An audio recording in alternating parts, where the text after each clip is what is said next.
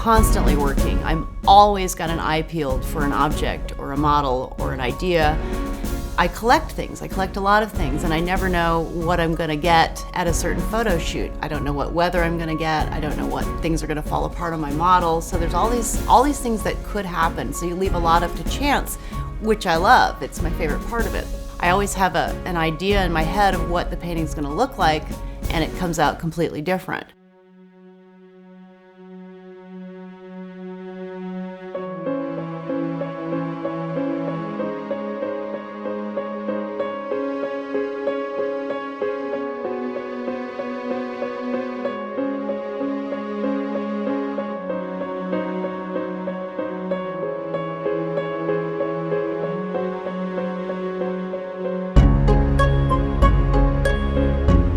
With some of the same models over and over because it's a collaboration at that point. We work together.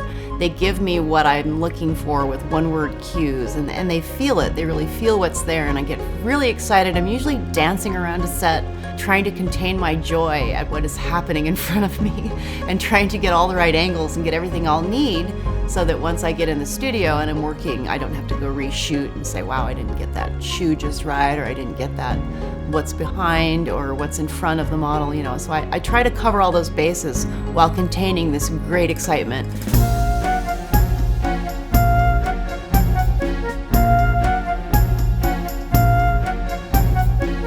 People often ask me about the dream aspect of my work, and I think that's sort of a recent phenomenon for me. Probably 3 or 4 years ago, I was kind of talking to my friends about how we dream and how we fly in our dreams. And I'm someone who had always had flying dreams, recurring flying dreams, and they started when I was young. So I had these dreams forever, and then they just suddenly stopped. And so my friends and I were joking that I hadn't had a flying dream for a couple of years. So we were trying to figure out how to get yourself to fly in your dreams. What could you do during the day to make yourself fly at night? As this is going on in conversations, I was having my normal photo shoots, and I took a couple of models out, and I was doing this elaborate escape theme. Among their possessions was this taxidermied pheasant I'd just purchased. She was really struggling getting up the hill in the mud, carrying all these things, which I liked sort of visually, but I wanted to make it easier on my model. So I said, well, wait a minute. And I said, I'm going to tie that bird to your head. So I put that bird on top of her head and tied it on, and all of a sudden, all the ideas started coming together with the flying dreams and the escape and the flying, and it just all hit. It was a magical moment for me. And I think it's from that point on I decided to try to paint dreams and to try to keep that surrealistic dream feeling with things. And I've been playing with that ever since and absolutely loving it. I feel like I have purpose in the work that I didn't have before.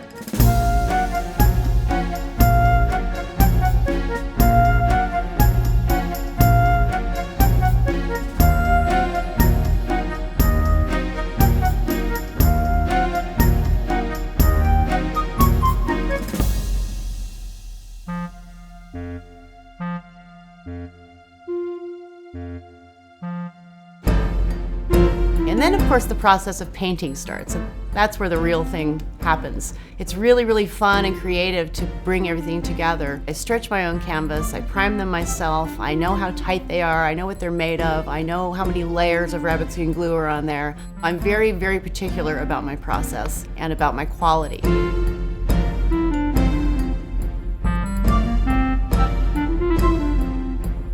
Essentially what an artist is doing is taking something that's 3D and turning it into something 2D, and so you're having to condense all of those objects and people and scenes and put them all into something that's 2D, which is difficult to do, so it's a training of your eye to see.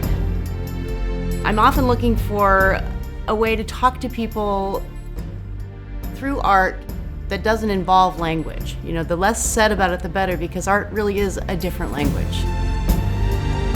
I work straight from my emotion and my favorite objects, and I try to just marry a few things together and leave it open. I like really old objects. I like old clothing. I don't know if I had a past life in the 40s, but I really love that era. If I can communicate through my imagination and these pictures, it's really fascinating to me. I never really know what the meaning of a painting is for me. for myself till probably months after I paint it, or when I have to title it. And I love titles, by the way. I think they're poetry.